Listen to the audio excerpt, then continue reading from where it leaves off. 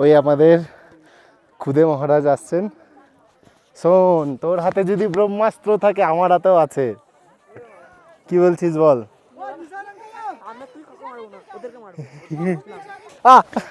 আস্তে আস্তে আস্তে।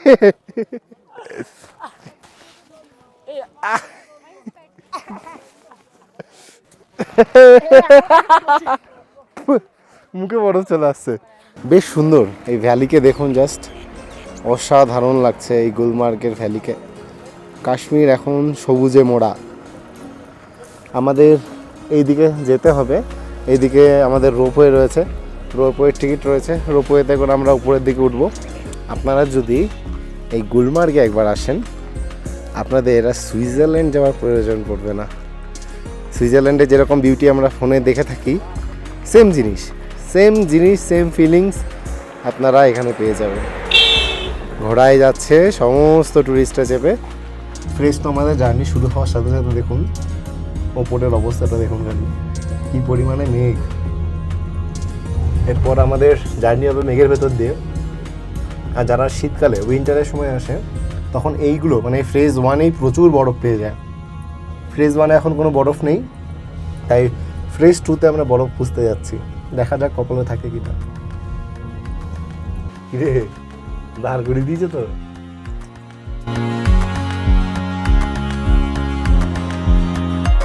Good morning everybody, good morning from ডাল লেকের হাউস বোট। শ্রীনগরে রয়েছি আমরা। গতকাল রাত্রি আমরা ডাল লেকের আমাদের এই হাউস বোটে কাটিয়েছি। বেশ সুন্দর এক্সপিরিয়েন্স। খুব ভালো লাগে যখন আপনারা এই রাতের বেলা বা সন্ধ্যাবেলা আপনারা বেশ বসে থাকবেন, ডাল লেককে অনুভব করবেন, ডাল লেকের মধ্যে থাকবেন, বেশ দারুণ এক্সপিরিয়েন্স গ্যাদার করতে পারবেন। সেক্ষেত্রে আপনারা আজকে আমাদের জার্নি হচ্ছে এই শ্রীনগর থেকে গুলমার্গের উদ্দেশ্যে। আমরা already phase one phase two এর টিকিট কেটে রেখে দিয়েছি। একটা রয়েছে 9টা থেকে 11টা ফার্স্ট ফেজ, আর একটা রয়েছে 9টা থেকে 1টা পর্যন্ত সেকেন্ড ফেজ। আমাদের দুটো টিকিটই করা রয়েছে।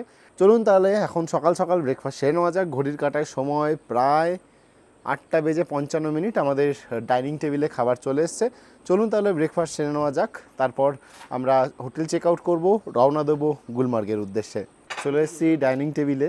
বেশ রাজকীয় একটা ডাইনিং টেবিল, বড় উঁচু উঁচু চেয়ার, আর খাবারে রয়েছে এই হচ্ছে পোহা।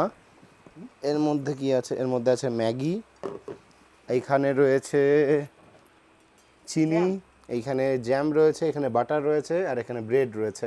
এই হচ্ছে আমাদের আজকের ব্রেকফাস্ট কমপ্লিট করি। রান্নাবান্না বেশ সুন্দর। ব্রেকফাস্ট কমপ্লিট করে তারপর আমরা হোটেল চেক আউট করবো। আমরা আমাদের ব্রেকফাস্ট কমপ্লিট করে ফেলেছি। হাউস বোটটা দেখাই এই দিনের আলোতে। এই হচ্ছে আমাদের হাউস বোট, আর এই হচ্ছে ডাল লেকের বেশ সুন্দর একটা ভিউ।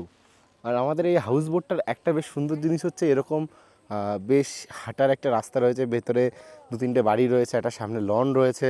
বেশ দারুণ হাউস বোটটা।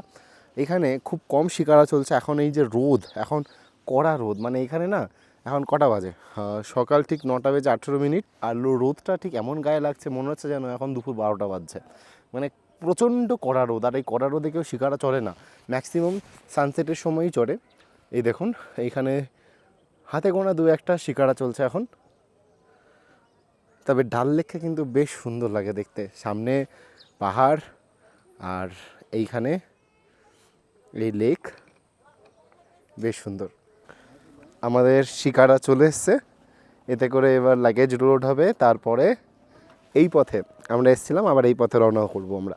আমাদের শিকারা চলেছে শ্রীনগরে আমাদের যে ঘাট আছে সেই ঘাটের উদ্দেশ্যে।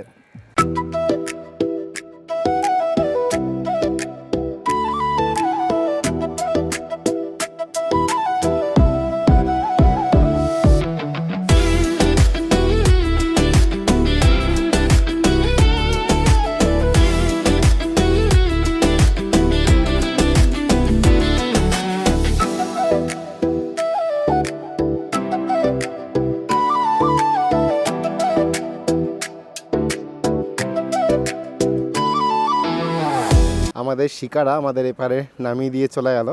এইখান থেকে বেশ সুন্দর লাগছে ডাল লেকটাকে। এই হচ্ছে আমাদের ঘাট। এই ঘাটে আমাদের এবার গাড়ি আসবে, লাগেজ প্যাক করে আমরা গুলমার্গের দিকে রওনা দেবো।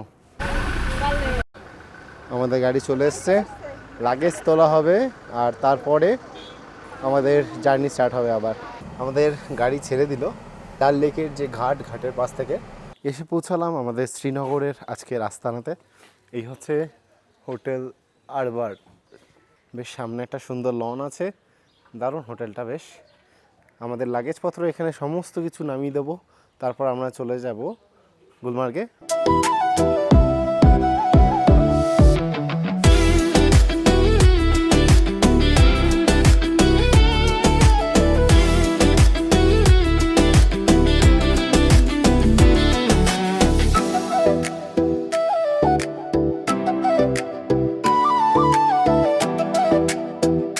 এখন আমরা গুলমার্গের সাইডে চলে এসেছি। আমাদের সামনে পাহাড় দেখা যাচ্ছে, এই পাহাড়ি এলাকাই হচ্ছে গুলমার্গ। আর এই যে আমার বাঁ হাতে এই যে গ্রামটা দেখা যাচ্ছে, এটা হচ্ছে এখানকার সর্বশেষ গ্রাম, যার নাম হচ্ছে টাংমার্গ। এখন যে এলাকায় আছি, এই জায়গাটায় যখন উইন্টার সিজনে যখন সবাই আসেন ঘুরতে, তখন এইটা হচ্ছে গিয়ে সেই জায়গা যেখানে গাড়ি রেখে যায়। মানে যেই গাড়ি করে আপনারা আসবেন, সেই আপনার প্রাইভেট ট্যাক্সি সেটা এইখানে থেকে যাবে। তারপরে এখান থেকে আপনাকে আবার গাড়ি ভাড়া করে তারপরে সামনের দিকে এগোতে হবে গুলমার্গের ভ্যালির দিকে। তবে এখন যেহেতু আমরা এই সময় এসছি, এই এখন জুলাই মাস, তো এই সময় এরকম কোনো বাধা নিষেধ নেই। আমাদের লোকাল ট্যাক্সি বা লোকাল ক্যাব নিতে হবে না। আমাদের যে প্রাইভেট ট্যাক্সি করে আমরা ঘুরছি, সেই গাড়ি করে আমরা যেতে পারবো। আর এই পাহাড়ি রাস্তা শুরু হয়ে গেছে, আমাদের গাড়ি এখন চড়াইয়ে উঠছে। সোজা এখন গাড়ি গুলমার্গের পাহাড়ে উঠছে।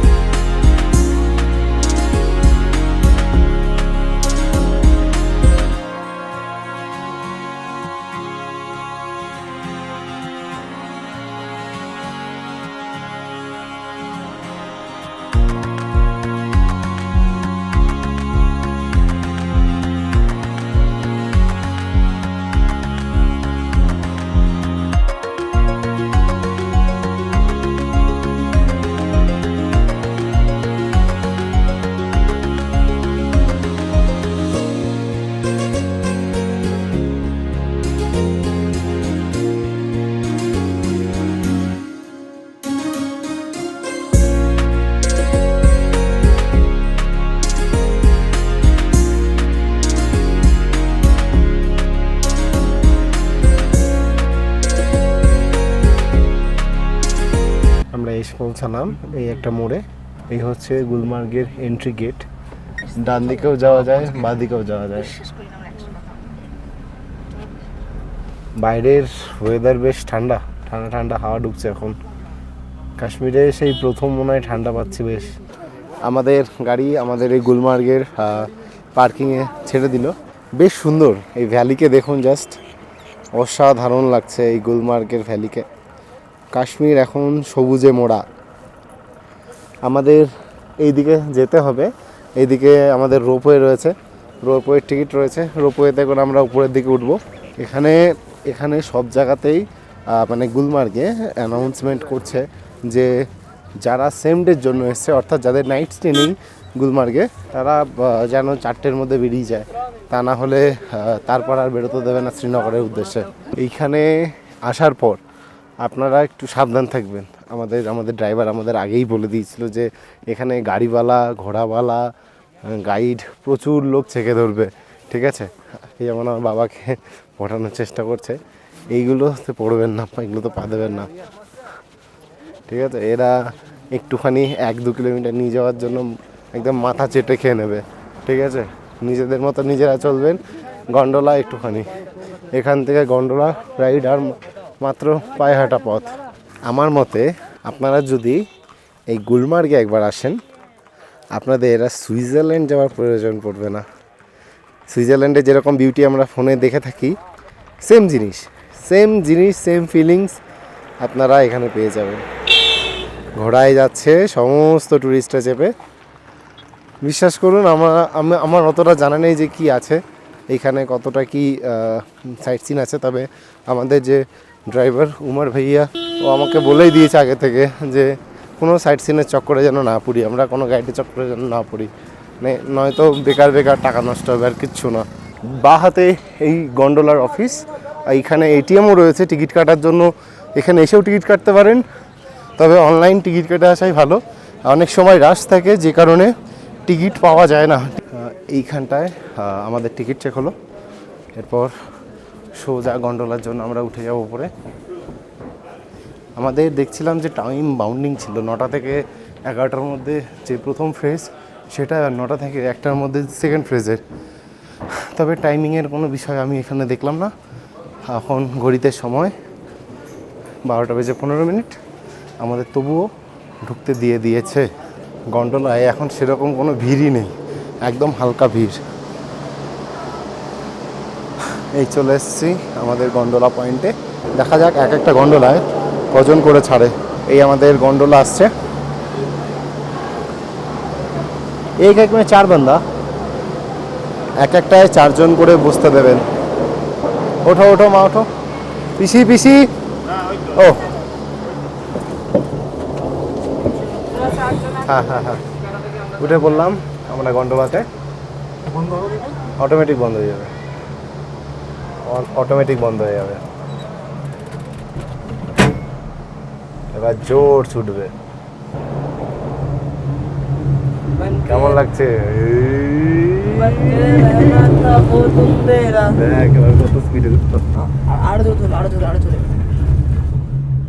ঘোড়া রাইডের থেকে ভালো জিনিস এটা, ঘোড়াটা বেশি জানো তো। এইসব পড়ে কতজন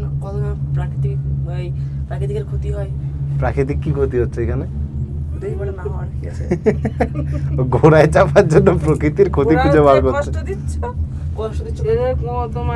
অনেক জোর। বেশ আস্তে আস্তে আমাদের গন্ডোলা উপরের দিকে উঠছে, আর যত উপরের দিকে হাইটে উঠছে তত কানে স্তব্ধ দিচ্ছে।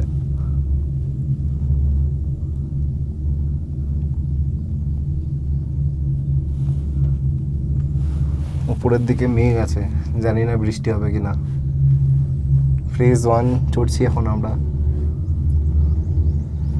এখন গন্ডোলায় সেরকম পরিমাণে কোনো ভিড় নেই। এগুলো বোধহয় ছোটখাটো গ্রামীণ বসতি,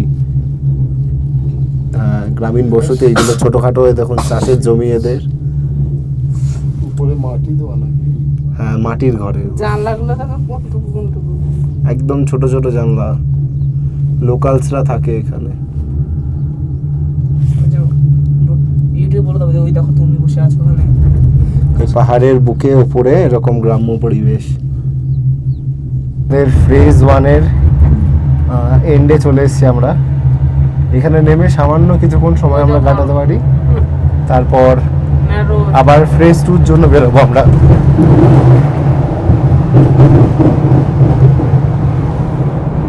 ফেজ 1 এ যখন যাত্রা শুরু করলাম তখন খুব একটা ঠান্ডা লাগেনি, কিন্তু এখন বেশ ঠান্ডা লাগছে। আমাদের সব মেম্বারই চলে এসছে। এবার আমরা ফেজ 2 জন্য বেরোবো। 8 लोग हैं यहाँ पे, 5 है और 3 देते हैं। क्या नाम है? শুভদীপ বৈদ্য, অলোক বৈদ্য।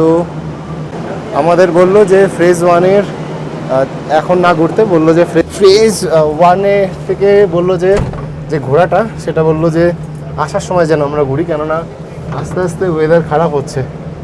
ফেজ 2 জন্য আমরা বেরিয়ে পড়লাম। আসার সময় এই ফেজ 1 এর এই পয়েন্টগুলো আমরা ঘুরে দেখবো। এখানে সামনে পয়েন্ট রয়েছে। আমাদের ফেজ 1 এ ফেজ 2 এর জন্য গন্ডোলা স্টার্ট হলো। এখানে বেশ কিছু সময় কাটানো যায়।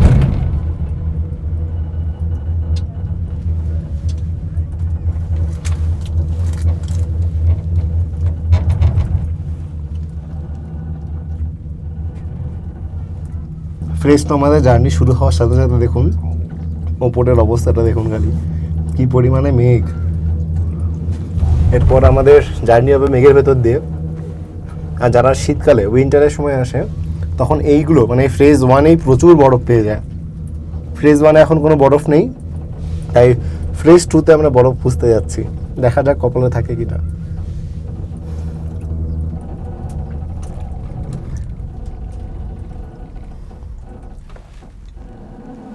আরে বাপরে, মাঝখানে দাঁড় করিয়ে দিয়েছে, আবার দুলছে এটা। কিরে দাঁড় করিয়ে দিয়েছে তো? সব করে দেবে। সব বললো যাইস ওইগুলোই ভালো, এগুলো তো করা যায় ভালো হতো। কারেন্ট নেই নাকি? না না, কিছুক্ষণ করে রেস্ট দেয় সম্ভবত। কত ঘোড়া রাখো। তুই নিবি একটা ঘোড়া কিনবি? তুই ঘোড়া চড়াবি এখানে? হ্যাঁ, হ্যাঁ তোর মতন গাধা। দেখো একটা গাধা পরে তোমার মতো ফর্সা, আমি ফর্সা না তো, তোমার মতো সাদা পরে আছে। তুইও তো সাদা জামা। আমার প্রিন্ট আছে। খানি ওয়েট করার পর আবার আমাদের গন্ডোলা চলা শুরু করলো। ফ্রেজ ওয়ানে গন্ডোলা একবারও থামেনি, ফ্রেশ টুরটা থামছে, কেন ফ্রেশ টুরটা অনেক স্টিফে ওঠে, প্রচণ্ড স্টিফ ওটা।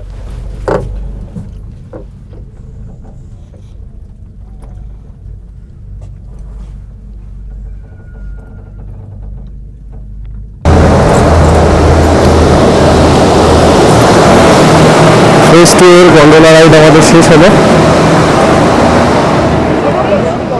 ঠান্ডা খুব একটা নেই, একদমই অল্প, তাও জ্যাকেট নিয়ে এসছি আমি। বরফ ওর সাইডে কিছুটা আছে, ওইখানে ইন্ডিয়ার একটা ছোট্ট ক্যাম্প করা রয়েছে আর্মিদের, দূরে দূরে বেশ বরফ রয়েছে।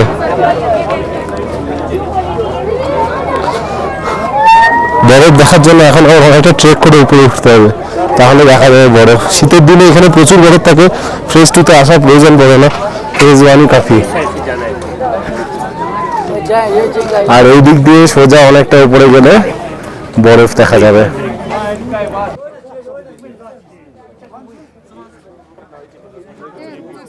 এই দিক দিয়ে এখন বেশ কিছুটা আমাদের উপরে উঠতে হবে, তাহলে আমরা বরফ পাবো।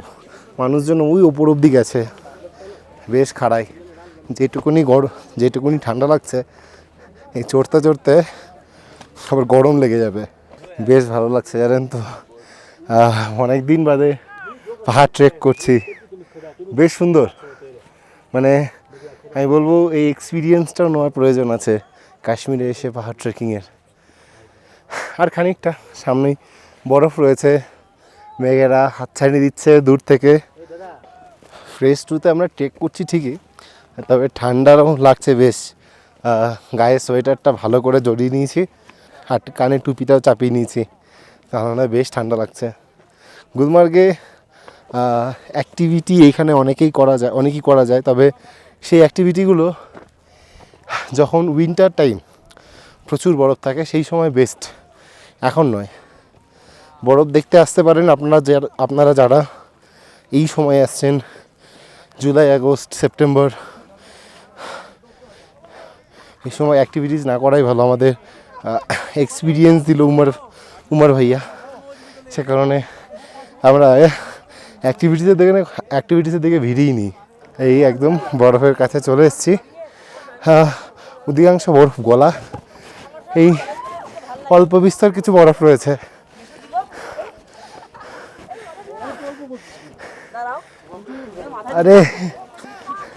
আর এই চত্বরে অল্প একটু বরফই রয়েছে, পরিষ্কার।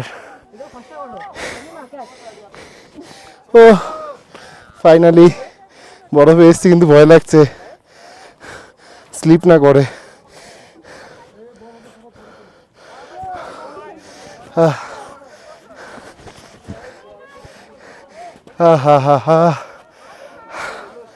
এট লাস্ট কাশ্মীরে এসে স্নো পেলাম।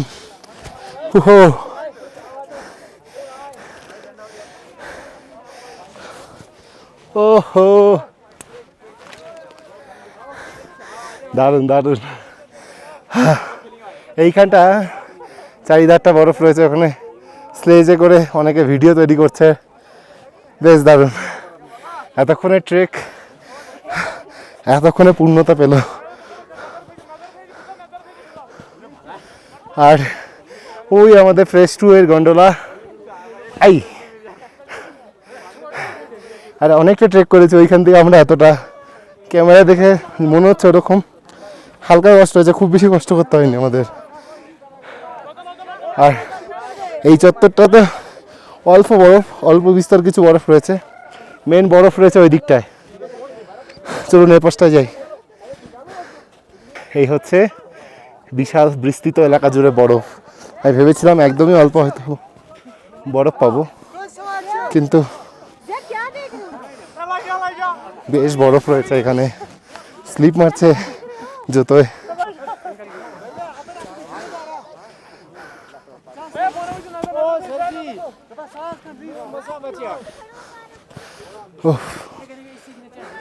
বেশ বিস্তৃত বরফ রয়েছে এখানে, স্লেজ চলছে, এই স্লেজ গাড়িগুলো এখানে চলছে। ও চলুন তাহলে আমরা কিছুক্ষণ মস্তি করি এই বরফে, সবাই মিলে বরফে খেলি একটু। ওই আমাদের খুদে মহারাজ আসছেন। শোন, তোর হাতে যদি ব্রহ্মাস্ত্র থাকে আমার হাতেও আছে, কি বলছিস বল?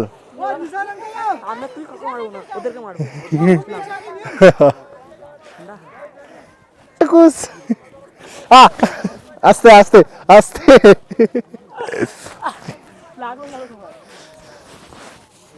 বরফে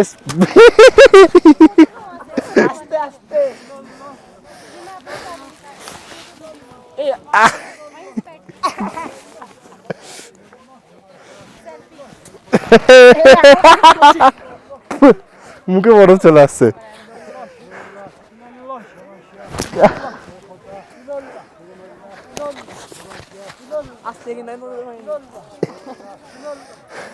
কি ঠান্ডা, হাত হয়ে যাচ্ছে, মারাত্মক ঠান্ডা বরফ। এইখান থেকে টিপ কর, এইখান থেকে টিপ কর। বড় করে টিপ কর, ছোট করে করলে লাগবে।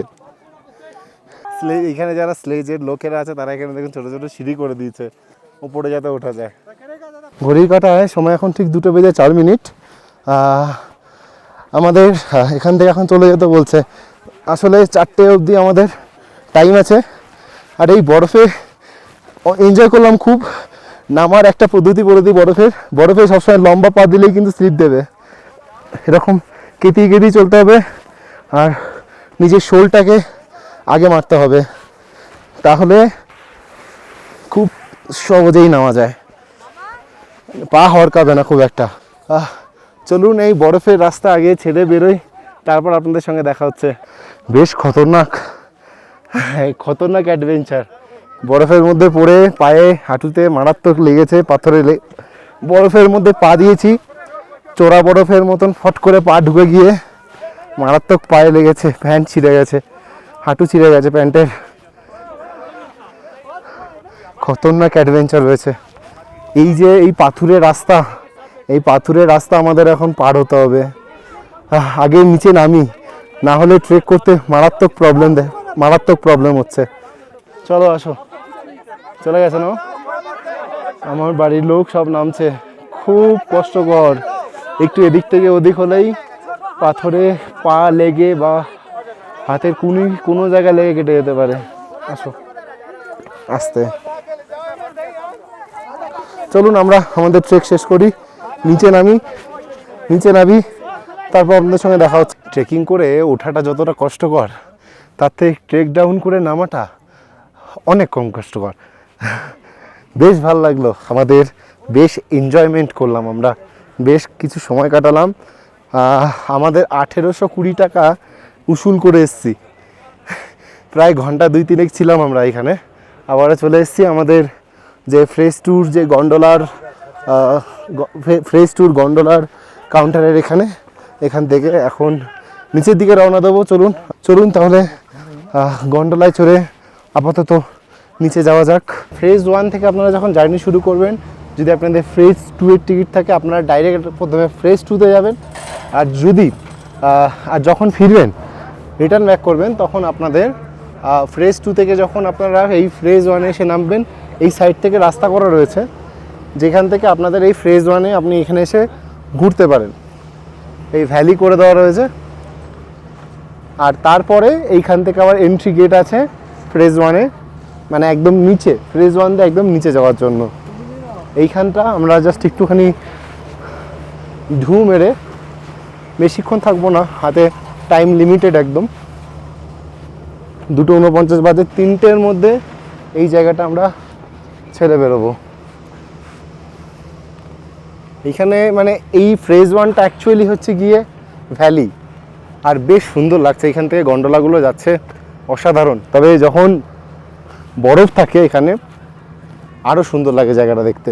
ফেজ 1-এ অল্প বিস্তর একটু ঘুরে আমরা এখন চলেছি ফেজ 1-এর গন্ডোলা ধরতে, এবং সেই গন্ডোলা ধরে আমরা নিচে গিয়ে পৌঁছাবো। আমরা এই এসে পৌঁছালাম, এই হচ্ছে যেখান থেকে আমাদের গন্ডোলা শুরু হয়েছিল সেখানে।